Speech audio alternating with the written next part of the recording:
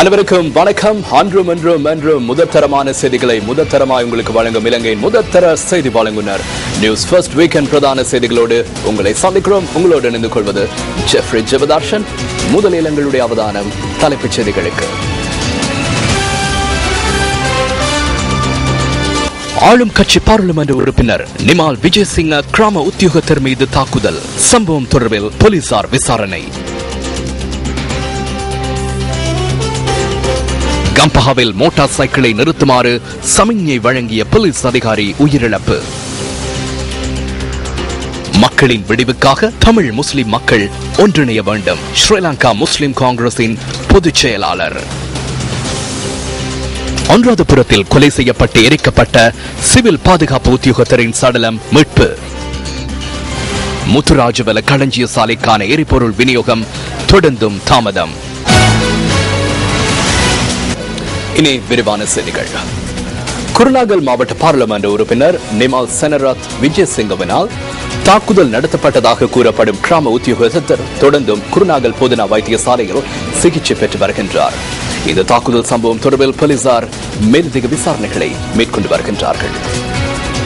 குருநாகல் ரெதிகம வீதியில் அம்பக்கோட்டை பகுதியில் மின்கம்பி இணைப்புக்கு இடையூறாக காணப்பட்ட மரங்களை அகற்றுவது தொடர்பில் இலங்கை மின்சார சபை அண்மையில் குறித்த மரங்களை அடையாளமிட்டிருந்தது. அந்த மரங்களுக்கிடையில் பலா மரம் ஒன்றை இளைஞர்கள் அண்மையில் வெட்டி சாய்த்தனர். அம்பக்கோட்டை 617 பிரிவின் கிராம உத்தியோகத்தர் இது தொடர்பில் விசாரணை செய்வதற்கு சம்பவ இடத்துக்கு சென்றிருந்தார். எழுத்தை அடையாளமாக இட்டாலும் மரத்தை வெட்ட வேண்டுமாயின் அனுமதி பெற வேண்டும் என நான் கூறினேன். பிரதேச செயலகத்திலிருந்து அனுமதி பத்திரத்தை பெற்றுக்கொண்டு மரத்தை வெட்டுமாறு கூறினேன். குறித்த இளைஞர்கள் இது தொடர்பில் பாராளுமன்ற உறுப்பினர் நிமல் செனரத் விஜயசிங்கவுக்கு தொலைபேசி மூலம் அறிவித்தனர். இதன்போது தொலைபேசியை கிராம சேவகர் உத்தியோகத்தருக்கு வழங்குமாறு பாராளுமன்ற உறுப்பினர் கூறிய போதிலும் அதனை கிராம சேவகர் உத்தியோகத்தர் நிராகரித்துள்ளார். கடமை நேரத்தில் இவ்வாறு தொலைபேசியூடாக தொடர்பு கொள்வது சட்டத்துக்கு முரணானது என்பதால் பாராளுமன்ற உறுப்பினரின் அழைப்பை நிராகரித்ததாக கிராம உத்தியோகத்தர் தெரிவித்துள்ளார்.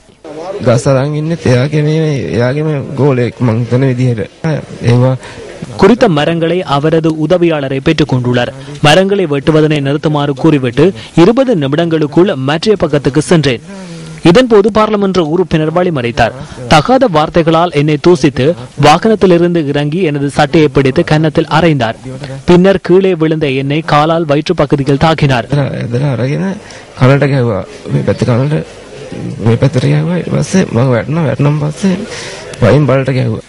எவ்வாறாயினும் இந்த குற்றச்சாட்டை குருநாகல் மாவட்ட பாராளுமன்ற உறுப்பினர் நிமல் செனரத் விஜயசிங்க நிராகரித்துள்ளார். நான் தொடங்கஸ்லந்து தொகுதியை பிரதித்துவப்படுத்தும் பாராளுமன்ற உறுப்பினர் தாக்குதல் மேற்கொண்டதாக கூறும் குற்றச்சாட்டை நிராகரிக்கின்றேன். பாராளுமன்ற உறுப்பினர் இந்த குற்றச்சாட்டை நிராகரித்துள்ள நிலையில் சம்பவத்தின் போது அங்கிருந்த மற்றும் ஒரு கிராம சேவகர் உத்தியோகத்தர் அதனை உறுதிப்படுத்தியுள்ளார். பாராளுமன்ற உறுப்பினர் நெல்பலா விஜயசிங்கவும் அவரது பாதுகாப்பு உத்தியோகத்தர்களும் துப்பாக்கியுடன் எம்மை சுற்றி வளைத்து தகாத வார்த்தைகளால் பேசினர். பின்னர் நான் யார் என்று தெரியுமா என கூறி தொடர்ந்து ஏசினார்கள். திடீரென கன்னத்தில் அறைந்தவுடன் அவர் கீழே விழுந்து விட்டார். அதன் பின்னரும் அவரை தாக்கினார்கள். துப்பாக்கி முனையில் எம்மை சுற்றி வளைத்தனர். கடமையை செய்வதற்காக சென்றமையினாலேயே இந்த நிலைமை எமக்கு ஏற்பட்டது. 24 மணித்தியாலங்களும் கடமையில் இருக்கும் உத்தியோகத்தர்களே நாங்கள். கடமையில் இருக்கும் அதிகாரிகள் மீது மேற்கொள்ளப்பட்ட தாக்குதல்கள் மற்றும் அச்சுறுத்தல் சம்பவங்கள் கடந்த காலங்களில் பதிவாகின. அமைச்சர் மர்வின் சில்வாவினால் மரத்தில் கட்டி வைக்கப்பட்ட சமுர்த்தி உத்தியோகத்தர் நாட்டை விட்டு வெளியேறினார். மர்வின் சில்வாவின் புதல்வரான மாலக்க சில்வாவுடன் முரண்பட்டுக் கொண்ட ராணுவ அதிகாரி ஒருவர் இது தொடர்பான முறைப்பாட்டை விலக்கிக் கொண்டார். தெற்கு அதிவேக வீதியில் பிரதி அமைச்சர் ஹேமால் குணசேகரவுக்கு எதிராக நடவடிக்கை எடுத்த போலீஸ் உத்தியோகத்தர் ஒருவர் சேவையிலிருந்து விலகினார். போலீசாரின் கட்டளை மீறி பயணித்த மோட்டார் சைக்கிள் ஒன்றை கம்பஹா மீகஹாவத்த உடுப்பில பகுதியில் நிறுத்துவதற்கு முற்பட்ட போலீஸ் அதிகாரி ஒருவர் உயிரிழந்திருக்கின்றார். குறித்த மோட்டார் சைக்கிள் போலீஸ் அதிகாரியின் மீது மோதியமையாலேயே இந்த சம்பவம் இடம்பெற்றுள்ளது.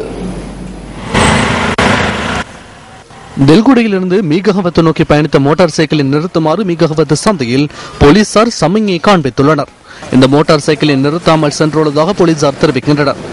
மீகஹவத்த சந்தையில் இருந்த போலீசார் அது தொடர்பில் அந்த போலீஸ் நிலையத்திற்கு அறிவித்ததை அடுத்து பாதுகாப்பு காவலரனில் சேவையாற்றிய போலீஸ் அதிகாரி வீதிக்கு வந்து மோட்டார் சைக்கிளை நிறுத்துமாறு சமிஞ்ஞை காண்பித்துள்ளார். சத்தம் ஒன்று கேட்டது. வழியில் வந்து பார்த்தபோது அங்கு போலீஸ் அதிகாரி ஒருவர் இருந்தார். அவர் இரத்த வெள்ளத்தில் இருந்ததை காண முடிந்தது. படுகாயமடைந்த போலீஸ் அதிகாரி வைத்தியசாலையில் அனுமதிக்கப்பட்டதன் பின்னர் உயிரிழந்துள்ளார். பசியாலை பகுதியைச் சேர்ந்த 51 வயதான இவர் 3 பிள்ளைகளின் தந்தையாவார். மோட்டார் சைக்கிளில் செலுத்திய நபரும் பின்னால் சென்ற நபரும் காயங்களுக்கு உள்ளான நிலையில் போலீஸ் பாதுகாப்புடன் உடுப்பில வைத்தியசாலையில் அனுமதிக்கப்பட்டுள்ளனர். அடுத்த நபரும் அந்த இடத்தில் இறந்து கிடந்தார். இருவரையும் உடுப்பில வைத்தியசாலைக்கு நான் எனது லோரியில் கொண்டு சென்றேன். மோட்டார் சைக்கிளில் பயணித்த இருவரும் போதையில் இருந்துள்ளமை ஆரம்பகட்ட விசாரணைகளின் போது தெரிய வந்ததாக போலீசார் தெரிவித்துள்ளனர். மக்களின் விடுவிற்காக தமிழ் முஸ்லிம் மக்கள் ஒன்றிணைய வேண்டும் என ஸ்ரீலங்கா முஸ்லிம் காங்கிரசின் பொதுச் செயலாளர் ஹசன் அலி குறிப்பிடுகின்றார். ஈழ மக்கள் புரட்சிகர முன்னணியின் 34வது சிறப்பு மாநாட்டில் கலந்து கொண்டு உரையாற்றும் போதே அவர் இந்த கருத்தை வெளியிட்டார். யாழ்ப்பாணம் வீரசிங்க மண்டபத்தில் ஈழ மக்கள் புரட்சிகர விடுதலை முன்னணியின் 34வது சிறப்பு மாநாடு அக்கட்சியின் தலைவர் பாராளுமன்ற உறுப்பினர் சுரேஷ் பிரேமச்சந்திரன் தலைமையில் நடைபெற்றது. இந்த நிகழ்வில் அரசியல் கட்சிகளின் பிரதிநிதிகள் பலரும் கலந்து கொண்டிருந்தனர். குறிப்பாக வடக்கு மாகாண நிர்வாகத்தை முடக்குவதற்கான முழு நடவடிக்கைகளையும் ஜனாதிபதியும் அரசும் எடுத்து வருகின்றனர். இவ்வாறான சூழ்நிலையில் அரசாங்கத்தின் சட்டவிரோத நடவடிக்கைகளுக்கு எதிராக மக்கள் போராட்டங்களை நடாத்தும் விதத்திலும் அடக்குமுறைகளுக்கு எதிராக பலமிக்க ஸ்தாபனத்தை தோற்றுவிக்கும் ஒரு முகமாகவும் வடக்கு கிழக்கு மக்களின் சகல துறைசார் பிரதிநிதிகளையும் உள்ளடக்கும் விதத்தில் தமிழ் தேசிய சபை ஒன்றை உருவாக்க வேண்டும் என இம்மாநாடு பிரேரிக்கின்றது என்று கூறுகின்றது. இதை தமிழ் தேசிய சபை என்று கூறுவதா, தமிழ் பேசும் மக்களின் தேசிய சபை என்று கூறுவதா, அல்லது ஒடுக்கப்பட்ட மக்களினுடைய தேசிய சபை என்று கூறுவதா, அதனை நீங்கள் தான் யோசித்து ஒரு முடிவுக்கு வர வேண்டும். ஆனால் இந்த 3 கட்டங்களிலும் அந்த ஒற்றுமைக்கு உரிய சகல நடவடிக்கைகளும் எடுக்க வேண்டிய ஒரு காலகட்டம் எங்களுக்கு உதித்திருக்கின்றது. தமிழ் பேசும் தமிழ் மக்களை பொறுத்தவரையிலே ஒருமித்து செயலாற்ற வேண்டியது ஒன்று இருக்கின்றது. அது எங்களுடைய தமிழ் தேசிய கூட்டமைப்பு செய்து இருக்கின்றது. அடுத்தது, தமிழ் பேசும் மக்கள் சேர்ந்து கொள்ள வேண்டுமென்றால் முஸ்லிம் மக்கள் எங்களுடன் சேர்ந்து முன்னணிக்கு வர வேண்டும், சேர்ந்து செல்வதற்கு அவர்கள் ஒத்துழைக்க வேண்டும். ஆனால் தமிழ் பேசும் மக்கள் என்று நாங்கள் கூறும்போது மலையக மக்களையும் எங்களுடன் சேர்த்துக் கொள்ள வேண்டும் என்பதை நாங்கள் மறக்கக்கூடாது. ஆற்றுக்குள் கூழான் கல்லொன்று கிடந்தால் அந்த ஆற்று தண்ணி அந்த கல்லுக்குள்ளே போவதில்லை. தண்ணி அந்த கல்லில் அது ஸ்திரமாக அந்த கல்லின் தன்மையை பாதுகாத்துக் கொண்டிருப்பது போல நாங்கள் அந்த அரசாங்கத்தில் நிறையாமல் நாங்கள் வெறும் கல்லாக இருந்து கொண்டிருக்கின்றோம் என்பதை நீங்கள் புரிந்து கொள்ள வேண்டும். பலவிதமான நிர்பந்தத்துக்கு மத்தியில் இந்த அரசாங்கத்தில் நாங்கள் இணைந்து கொண்டிருக்கின்றோம். நாங்கள் உங்களை போன்றொருவர், நாங்கள் என்றுமே வேறுபட்டவர்கள் அல்ல. எங்களுடைய பிரச்சனைகளும் உங்களுடைய பிரச்சனைகளும் ஏறத்தாழ ஒரே மாதிரியான பிரச்சனைகள். ஆனால் இந்த பிரச்சனைகளுக்கு ஒரு விடிவு காண வேண்டும் என்றால் இந்த இரு சமூகங்களும் எப்பொழுது ஒன்றுபடுமோ அந்த ஒற்றுமையின் பின்னணியில் மட்டும்தான் இந்த நாட்டிலே இப்பொழுது இருக்கின்ற இந்த அராஜகமான இனவாதமான அரசாங்கத்தில் இருந்து நாங்கள் எதனை பெற்றுக்கொள்ள முடியும் என்பது என்னுடைய கருத்தாகும், என்னுடைய தனிப்பட்ட கருத்து. நீங்கள் தமிழ் மக்கள் நீங்கள் அடைந்தால் நீங்கள் அந்த பீனிக்ஸ் பறவை போல மீண்டும் மீண்டும் உயிர் பெற்றுக் கொண்டு போராடி வருகின்றீர்கள். அதற்காக நாங்கள் தலைவணங்குகின்றோம். உங்களிடம் இருக்கின்ற அந்த வேட்கை, அந்த விடுதலை வேட்கை எங்களிடம் இல்லை என்பதை நான் ஒத்துக்கொள்ளுகின்றேன். அதற்கான காரணம் எங்களிடம் நிறைய பலவீனங்கள் இருக்கின்றன. ஆனால் இந்த பலவீனங்களை எல்லாம் நாங்கள் தொடர்ந்தும் நாங்கள் இந்த பலவீனங்களாகவே வைத்துக் கொண்டிருக்க முடியாது. இந்திய இலங்கை ஒப்பந்தத்தில் தமிழ் மக்களை பற்றி மாத்திரம் கூறப்படவில்லை. இந்திய இலங்கை ஒப்பந்தத்தில் தமிழ் பேசும் மக்களை பற்றி கூறப்பட்டிருக்கின்றது. வடகிழக்கில் சரித்திர ரீதியாக தமிழ் பேசும் மக்கள் வாழ்ந்து வந்தார்கள் என்று கூறப்பட்டிருக்கின்றது. 57ஆம் ஆண்டு தந்தை செல்வநாயகம் அவர்கள் பண்டாரநாயக்கவுடன் ஒப்பந்தம் செய்த பொழுது தமிழ் மக்கள் சார்பாக செய்யவில்லை, தமிழ் பேசும் மக்கள் சார்பாக செய்தார். இவ்விதமான தியாகங்களை, அர்ப்பணிப்புகளை நாங்கள் சுமந்து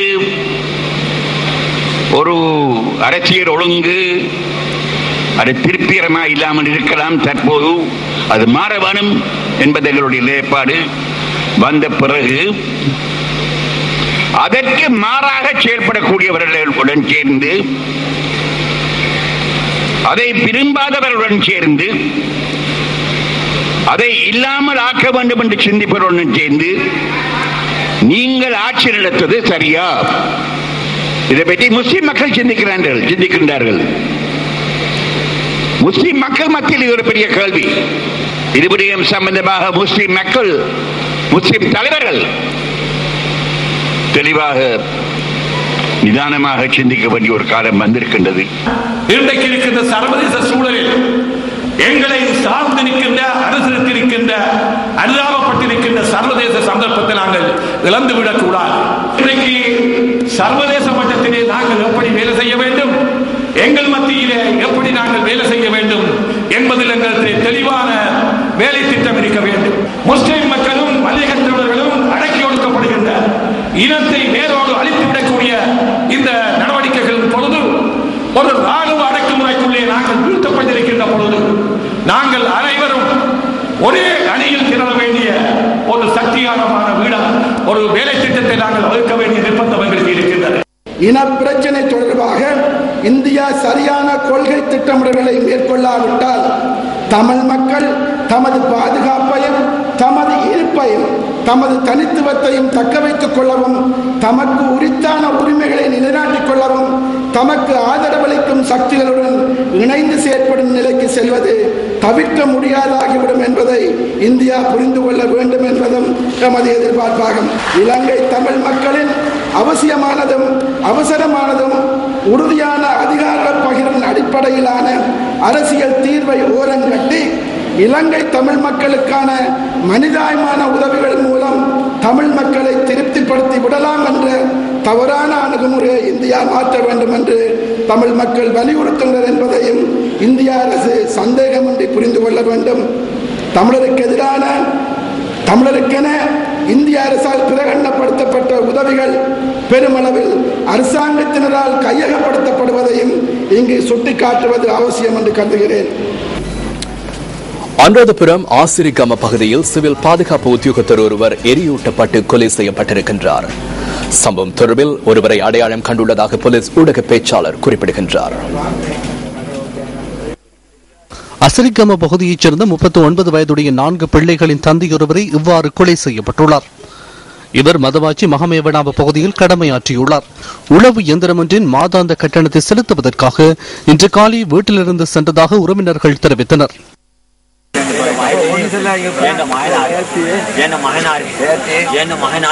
காலையில் 7:30 மணிலிருந்து 7:30 மணிக்குள்ள வீட்டில் இருந்து வந்துக்கிட்டு இருக்கிறாரு. 2 லட்சம் ரூபாய் சல்லியோட. அதோட அவர் வரும்போது தான் இந்த சீன் நடந்திருக்குது. வேப்ப மரத்தடியில் பார்த்தேன் வெட்டு வாங்கி அவனை பங்கான நெருப்பு பத்துது. போயிட்டான் கிராம சேவகருக்கு தனம் கொடுத்து திருப்பி நாங்கள் அவரோட இடத்துக்கு வந்தேன் போலீஸுக்கு அறிவிச்சேன். சம்பவ இடத்திற்கு சென்ற அனுராதபுரம் பிரதான நீதவான் சடலத்தை பிரேத பரிசோதனைக்காக அனுராதபுரம் போதனா வைத்தியசாலைக்கு கொண்டு செல்லுமாறு உத்தரவிட்டார். ஹப்புத்தல பெரகல ஐஸ்பீலி பகுதியில் இலங்கை போக்குவரத்து சபைக்கு சொந்தமான பஸ் ஒன்று இன்று தீப்பற்றியுள்ளது. வெள்ளவாயிலிருந்து பெரகல ஊடாக பதுளை நோக்கி பயணித்த குறித்த பஸ்ஸில் காலை 9 மணியளவில் தீ பரவியதாக போலீசார் குறிப்பிடுகின்றனர். தீயினால் பயணிகளுக்கு பாதிப்புகள் ஏற்படவில்லை என போலீசார் குறிப்பிட்டனர். பஸ்ஸில் பயணித்த பயணிகள் வேறு பஸ் ஒன்றுக்கு மாற்றப்பட்டு அனுப்பி வைக்கப்பட்டனர். தீ பரவியமைக்கான காரணம் இதுவரை கண்டறியப்படவில்லை. சம்பவம் தொடர்பில் ஹப்புத்தலை போலீசார் விசாரணைகளை ஆரம்பித்துள்ளனர்.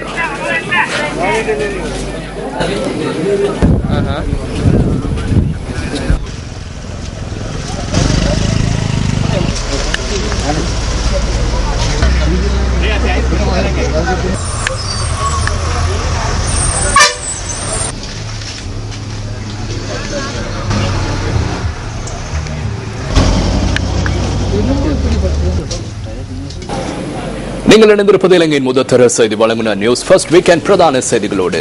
அடுத்து ஊவா தேர்தல் களம்.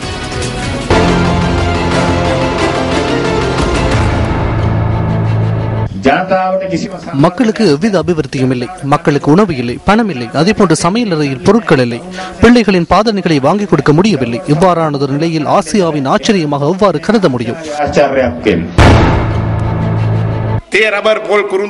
தேயிலை, ரப்பர், தெங்கு, கொக்கோ மற்றும் மிளகு போன்ற பயிர்கள் ஊவாவில் பயிரிடப்படுகின்றன. ஆகவே இந்த வறுமை மற்றும் வயிற்றுப்பசி தொடர்பில் நாங்கள் வெட்கப்பட வேண்டும். கையில் இருப்பதை செலவிட்டேனும் செய்ய வேண்டியதை செய்ய வேண்டும். நான் அவ்வாறே செய்வேன். அபிவிருத்தி மற்றும் அடிப்படை வசதிகள் அனைத்தையும் நிறைவேற்றியுள்ளோம். தற்போது உங்களின் வாழ்வாதார செலவுகளை குறைப்பது மாத்திரமே எண்ணியுள்ளது.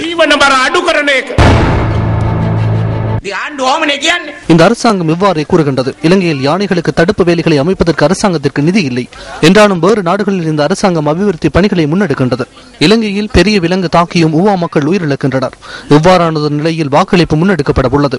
இதற்காக நாம் ஏன் வாக்களிக்க வேண்டும் என்பது எனது கேள்வியாகும்.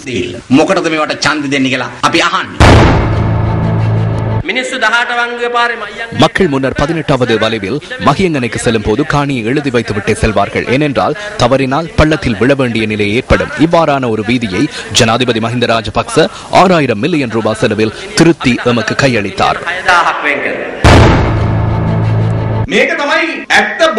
இதுதான் உண்மையை பொய்யாக்கும் நடவடிக்கையாகும். அரசாங்கத்திற்கும் ஐக்கிய தேசிய கட்சிக்கும் இடையில் காணப்படுகின்ற வேறுபாட்டை புரிந்து கொள்ள வேண்டும்.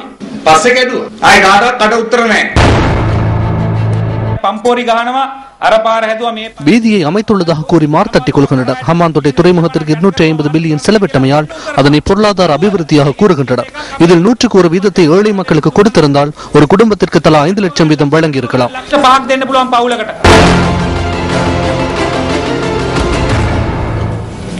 ஒரு தேசத்தின் தொல்லியல் எச்சங்கள் பாதுகாக்கப்பட வேண்டிய பொக்கிஷங்களாகும். ஒவ்வொரு தேசமும் அதன் தொன்மையான வரலாறுகளால் பெருமை கொள்கிறது. நேற்று உங்களுக்கு ஞாபகம் இருக்கும், குறிப்பாக அம்பாறை மாவட்டம் தாண்டியடி சங்கமன் கண்டி கிராமத்திலிருந்து சில கிலோமீட்டர் தொலைவில் காணப்பட்ட ஒரு பண்டைய புராதன நகரம் தொடர்பாக நியூஸ் ஃபர்ஸ்ட் உங்களுக்கு தகவல்களை வழங்கியது. அந்த வகையில் எமது நியூஸ் ஃபர்ஸ்ட் குழாத்தினர் இந்த பண்டைய நகரம் தொடர்பாக ஆராய்வதற்கு சென்ற சந்தர்ப்பங்களில் இன்னும் வியத்தகு தடயங்களை காணக்கூடியதாக இருந்தது. குறிப்பாக அந்த நகரத்தினுடைய கட்டிடங்களுடைய இடிபாடுகள் தொடர்பாக அறிய கிடைத்தது. நமது நியூஸ் ஃபர்ஸ்ட் குழாத்தினர் இது தொடர்பான விரிவாக ஆராய்ந்து வருகின்றார்கள்.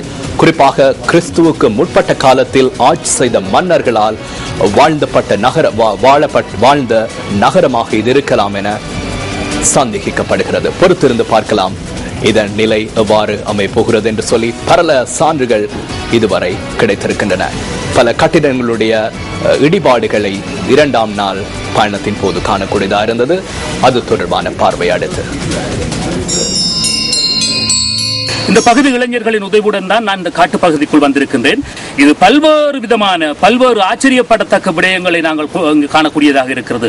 எங்களுடைய முன்னோர்கள் எவ்வாறெல்லாம் வாழ்ந்திருக்கின்றார்கள் என்கின்ற எச்சங்களை நாங்கள் இங்கு காணக்கூடியதாக இருக்கிறது. எது எவ்வாறாயினும் இந்த தொடரினூடாக இந்த விடயத்தின் பாரம்பரியத்தை நாங்கள் அறிந்து கொள்ள முயற்சிக்கின்றோம். மலைக்குன்றுகளில் உரல் வடிவில் தூண்டப்பட்ட குழிகளையும் அதனை அடுத்து நடுக்கல் போன்ற அமைப்பில் நிலத்தில் நடப்பட்டிருந்த கல்லினையும் நேற்றைய தினம் நமக்கு காண கிடைத்தது. அதனைத் தொடர்ந்து அரண்மனையின் இடிபாடுகளை தேடி எமது பயணம் தொடர்ந்தது. மீண்டும் பாறைகள் வழியாகவும் அடர்ந்த முச்செடிகளின் ஊடாகவும் நாம் நடந்தோம். நமது பயணத்தின் ஒரு இடத்தில் மேலும் ஒரு தடயம் நமது கண்ணில் பட்டது. அது கட்டிடம் ஒன்று அமைந்திருந்த ஒரு இடமாக தெரிந்தது. அந்த இடத்தில் ஒரு மலைப்பாறை அமைந்திருந்தது. அதன் அருகே பாறைகளாலான தூண்கள் ஆங்காங்கே நடப்பட்டிருந்தன. சில தூண்கள் நிலத்தில் விழுந்து கிடந்தன. எல்லைகளில் அத்திவாரம் போல் வெட்டி எடுக்கப்பட்ட கத்தூண்கள் நிலத்தில் கிடையாக அடுக்கப்பட்டிருந்தன. மேலும் அந்த இடத்தில் பலகை போல் வெட்டப்பட்ட நீள் சதுர வடிவிலான கற்பாறைகளும் ஆங்காங்கே காணப்பட்டன. அந்த கற்கள் சுமார் 4 அடி அகலமும் 8 அடி நீளமும் கொண்ட ஒரு கட்டில் மெத்தையின் வடிவில் மிக நேர்த்தியாக வெட்டப்பட்டிருந்தன. இவ்வாறு வெட்டப்பட்டிருந்த வேறு சில கற்பாறைகள் அளவில் வித்தியாசமானவையாக இருந்தன. ஆச்சரியத்தோடு நாம் அந்த இடத்தை மேலும் நோட்டமிட்டோம். அங்கு உடைந்த நிலையிலான செங்கற்களை ஆங்காங்கே காண முடிந்தது. அந்த செங்கற்கள் நமது பாவனையில் உள்ள செங்கற்களை விடவும் அளவில் பெரிதாக இருந்தன. இந்த பயணத்தின் போது தாண்டியடியைச் சேர்ந்த நண்பர்களும் எம்முடன் இணைந்திருந்தனர். இந்த இடம் அவர்களுக்கு ஓரளவு பரிச்சயமானது. அவர்கள் சில வருடங்களுக்கு முன்னர் இந்த இடத்துக்கு வந்த போது இங்கிருந்த சில பொருட்கள் தற்போது காணாமற் போயுள்ளதாக அவர்கள் கூறினார்கள். இந்த இடத்தில் சட்டவிரோதமாக புதையல் தோண்டுவதற்காக வருகின்ற நபர்களால் இங்கிருந்த சில பிரதான பொருட்களும் களவாடப்பட்டிருக்கலாம் என்கிற ஐயம் நமக்கு ஏற்பட்டது. இங்கே நீங்க பார்க்கலாம், இந்த மலையில் சம இடைவெளியை கொண்ட துளைகள் இடப்பட்டிருக்கின்றன.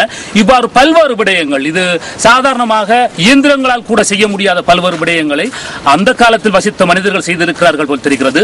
இங்கே ஒரு மன்னர் வாழ்ந்த அடையாளத்துக்குரிய பல்வேறு கற்சிதைவுகளை நாங்கள் காணக்கூடியதாக இருக்கிறது. பார்ப்போம் இன்னும் என்ன என்ன விடயங்களை நாங்கள் காணக்கூடியதாக இருக்கிறது என்பதை தொடர்ந்து நாங்கள் பார்க்கலாம். நியூஸ் ஃபர்ஸ்ட் செய்திகளுக்காக தாண்டியடியிலிருந்து UL மப்ரூக். இந்த நிலையில் நமது பயணத்தின் இடையில் கல்வெட்டுக்கள் சிலவற்றினையும் காண முடியும் என்று நம்முடன் வந்தவர்கள் கூறினார்கள். அந்த கல்வெட்டு எப்படி இருக்கும், எவ்வாறு எழுதப்பட்டிருக்கும், அது என்ன மொழி என்கின்ற ஏராளமான கேள்விகளுடனும் கல்வெட்டை காணும் ஆவலுடனும் நாம் பயணிக்க தொடங்கினோம். எமது தேடல் பயணம் நாளையும் தொடரும். உங்கள் வாழ்க்கை எங்கள் செய்தி. நியூஸ் ஃபர்ஸ்ட் வீக்கெண்ட் பிரதான செய்திகள் தொடர்கின்றன. பயிர்ச்செய்கைக்கு உரிய காலத்தில் போதிய அளவு நீர் கிடைக்காதமையினால் அம்பாறை மாவட்ட விவசாயிகள் பெரும் அசௌகரியங்களை எதிர்நோக்குகின்றார்கள். உரிய காலத்தில் இவ்வாறு போதிய நீர் கிடைக்காதமையினால் சிறுபோக நெற்பயிர்களில் பெரும்பாலானவை வெண்கதிர் நோய் தாக்கத்துக்கு உள்ளாவதாக விவசாயிகள் கவலை வெளியிடுகின்றார்கள். உரிய காலத்தில் நெற்பயிர் செய்கைக்கு தேவையான நீரினை நீர்ப்பாசன திணைக்களம் வழங்காமையினால் காலம் தாழ்த்தி பயிர்ச்செய்கையை மேற்கொள்ள வேண்டி ஏற்பட்டமையினாலேயே பெரும்பாலான நெற்பயிர்களை வெண்கதிர் நோய் தாக்கியுள்ளது. இந்நிலையில் நீர் பற்றாக்குறை காரணமாக அம்பாறை மாவட்டத்தின் பல பகுதிகளில் சிறுபோக நெற்செய்கையை மேற்கொள்ள முடியாது போயுள்ளதாக விவசாயிகள் குறிப்பிடுகின்றனர். இந்த பகுதி வயல் நிலங்களுக்கு சேனநாயக்க சமுத்திரத்திலிருந்து நீர் விநியோகம் இடம்பெறுகின்ற போதிலும் சமுத்திரத்தின் நீர்மட்டம் தற்போது வெகுவாக குறைவடைந்து சிறுபோக பயிர்ச்செய்கை தடைப்பட்டுள்ளது. காலம் தாழ்த்திய பயிர்ச்செய்கையினால் ஏற்படும் வெண்கதிர் தாக்கம் குறித்து 3 மாதங்களுக்கு முன்னர் அம்பாறை மாவட்ட கரையோர பிரதேசத்துக்கான நெல் பாடவிதான உத்தியோகத்தர் AL முபாரக் சுட்டிக்காட்டியிருந்தார். 10 விதமான நீர் கூட இன்னும் எங்களுக்கு வழங்கப்படவில்லை. வெண்கதிர் என்ற நோய் வரக்கூடிய வாய்ப்பு காணப்படுகிறது, அதாவது பிந்தி விவசாயம் செய்யும் போது. எனவே விவசாயிகளுக்கு நேர காலத்தோடு நீர் வழங்க வேண்டும். உரிய காலத்துக்கு பயிர் செய்தால் மாத்திரம்தான் சிறந்த விளைவை நாங்கள் பெற்றுக்கொள்ளலாம். தற்போது ஏற்பட்டுள்ள நிலைமையானது விளைச்சலில் பாரிய வீழ்ச்சியை ஏற்படுத்திவிடும் என அம்பாறை மாவட்ட விவசாயிகள் கவலையடைகின்றனர். முன்னுக்குள்ளாக்கள் தண்ணி பாய்ச்சி பின்னுக்கு வர டைம்ல எங்களுக்கு 10 நாள் பிந்தி பெய்யுது. அந்த 10 நாளும் பிந்தி விளைச்சதால தான் இந்த வெள்ளக்கதிரை எங்களுக்கு கிடைச்சிருக்கு. அம்பாறை மாவட்டத்தில் எப்போதும் அந்த 4ஆம் மாதம் 15ஆம் தேதிக்கு உட்பட விதைக்க விதைப்பெல்லாம் நல்ல கதிர் அடைஞ்சிருக்கு. 4ஆம் மாதம் 15ஆம் தேதிக்கு புறவு விதைச்சி 25ஆம் தேதி மட்டுக்கு விதைக்க விதைப்பெல்லாம் இதே மாதிரி வெள்ள கதிர் பறிஞ்சிருக்கு. அது காரணம் என்னன்னு அந்த தண்ணி உரிய டைமுக்கு வழங்கப்படாத காரணத்தினால் இந்த வெள்ள கதிர் பத்திருக்கு. பாரிய நஷ்டம் எங்களோட முதலையும் கூட போட்ட முதல்ல கூட காப்பாற்ற முடியாம போகும்.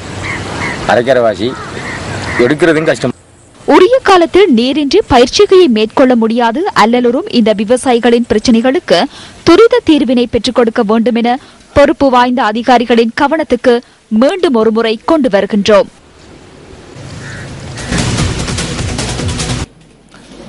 குழாய் கட்டமைப்பை வழமை நிலைமைக்கு கொண்டு வந்துள்ளதாக தெரிவித்துள்ள போதிலும் இதுவரையில் எரிபொருளை சந்தைக்கு விநியோகிக்கவில்லை என தொழிற்சங்கங்கள் குற்றம் சுமத்துகின்றன. கொழும்பில் இன்று நடைபெற்ற ஊடகவியலாளர் சந்திப்பின் போதே இவ்வாறு தெரிவிக்கப்பட்டது. கடலில் இருந்து மசகு எண்ணெயை கரைக்கு கொண்டு செல்லும் குழாய் கட்டமைப்பில் ஏற்பட்ட கோளாறு காரணமாக கடந்த மே 22ஆம் திகதி முதல் கடந்த 13ஆம் திகதி வரை எண்ணெயை கரைக்கு கொண்டுவர முடியாத நிலை காணப்பட்டது. இதன் காரணமாக நாட்டுக்கு மசகு எண்ணெய் கொண்டு வந்த கப்பல்கள் கொழும்புக்கு வெளியேயுள்ள துறைமுகங்களில் நங்கூரமிடப்பட்டுள்ளன. இதற்கான தாமத கட்டணத்தை பெட்ரோலிய கூட்டுத்தாபனம் செலுத்தியுள்ளது. மசகு எண்ணெய் இன்மையினால் கடந்த ஜூன் 22ஆம் திகதி முதல் சபகஸ்கந்த எண்ணெய் சுத்திகரிப்பு நடவடிக்கை ஸ்தம்பிதமடைந்தது.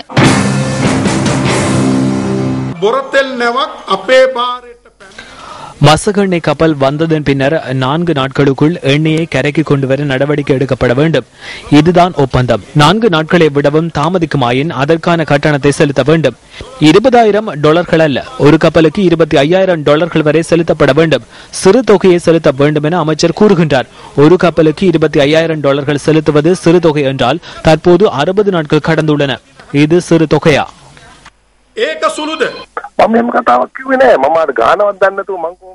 நான் அவ்வாறு கூறவில்லை. தொகை தெரியாது. 20,000 என்று எவ்வாறு கூற முடியும்? அது அடிப்படையற்ற விடயமாகும். எனக்கு பிரச்சனை ஏற்பட்டது. எம்மிடமுள்ள மொத்த எண்ணெயின் பெறுமதி 350 மில்லியன் ஆகும். அதனை மீண்டும் விற்க முற்பட்டால் எமக்கு பாரிய அளவில் நட்டம் ஏற்படும். தாமத கட்டணம் தொடர்பில் இன்னும் கவனிக்கவில்லை.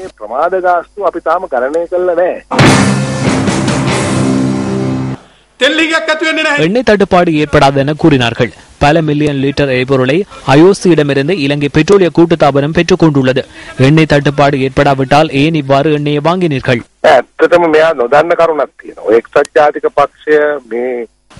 இவருக்கு தெரியாத விடயம் ஒன்று உள்ளது. ஐக்கிய தேசிய கட்சி களஞ்சிய சாலையை தனியார் மயப்படுத்தியது. பின்னர் ஐஓசியுடன் இணைந்தே களஞ்சியப்படுத்துகின்றோம். இதனால் சிறு தட்டுப்பாடு ஏற்பட்டாலும் அவர்கள் பெற்றுக்கொள்கின்றனர். எமக்கு பிரச்சனை ஏற்படும் போது பெற்றுக்கொள்கின்றோம். இதேவேளை கப்பல் மூலம் முத்துராஜவல களஞ்சிய சாலைக்கு எண்ணெய் கொண்டு செல்லும் நடவடிக்கை தொடர்ந்தும் ஸ்தம்பிதமடைந்துள்ளதாக இலங்கை பெட்ரோலிய கூட்டுத்தாபனம் தெரிவித்துள்ளது. இதன் காரணமாக சுத்திகரிக்கப்பட்ட எரிபொருள் கொழும்பு துறைமுகத்துக்கு கொண்டுவரப்படுவதாக பதில் தலைவர் எஸ் அமரசேகர தெரிவித்தார். சுத்திகரிப்பை மீண்டும் ஆரம்பித்துள்ளோம். ஆகவே இன்னும் ஓரிரு நாட்களில் நிலைமை சீராகிவிடும். இனி செறிவு குறைவான பிரச்சனை ஏற்படாது.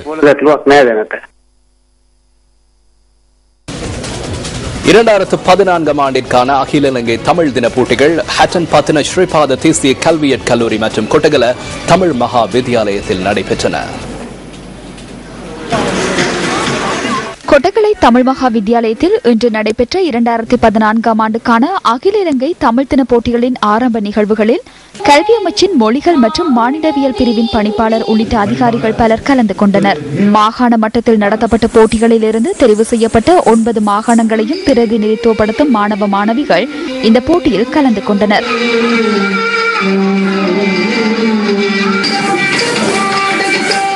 நாடகம், வில்லுப்பாட்டு, குழு இசை, தனி நாடகம் போன்ற போட்டிகள் இன்று நடைபெற்றன. அகில இலங்கை தமிழ் தின போட்டிகள் நேற்றும் இன்றும் நடைபெற்றமை குறிப்பிடத்தக்கது. யுக்ரைனின் கிழக்கு பகுதியில் தாக்குதலுக்குள்ளான MH17 மலேசிய பயணிகள் விமானத்திலிருந்து 196 பேரின் சடலங்கள் இதுவரை மீட்கப்பட்டுள்ளன.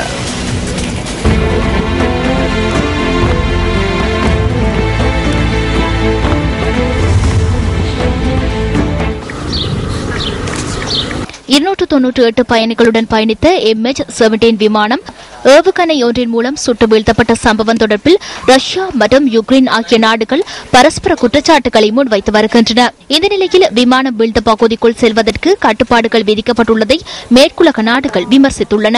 குறித்த பகுதிக்குள் விசாரணையாளர்கள் சென்று விசாரணை நடத்துவதற்கு அனுமதி அளிக்கும் வகையில் கிளர்ச்சியாளர்களுக்கு அழுத்தம் கொடுக்குமாறு ரஷ்யாவை மேற்குலக நாடுகள் வலியுறுத்தியுள்ளன. யுக்ரைனில் மலேசிய விமானம் சுட்டு வீழ்த்தப்பட்ட பகுதிக்கு விசாரணை குழுவை அனுமதிக்காமை குறித்து அமெரிக்கா கவலை வெளியிட்டுள்ளது. அடுத்த விளையாட்டுச் செய்தி. சொந்த மண்ணில் 14 வருடங்களுக்கு பின்னர் டெஸ்ட் போட்டியொன்றில் தென்னாப்பிரிக்க அணியிடம் இலங்கை தோல்வி கண்டுள்ளது.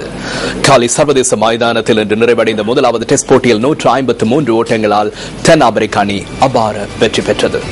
போட்டியில் தென்னாப்பிரிக்க அணி அதன் முதல் இன்னிங்ஸில் 455 ஓட்டங்களையும் இலங்கை அணி 292 ஓட்டங்களையும் பெற்றது.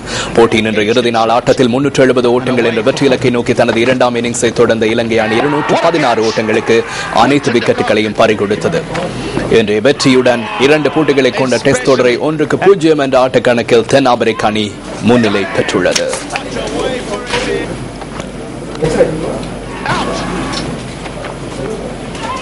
There's another one. There's Dinesh Chandimal.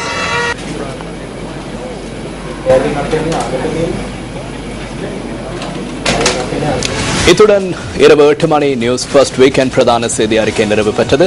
எமது அடுத்த பிரதான செய்தி அறிக்கை இரவு 10:45 இடம்பெறும். வணக்கம்.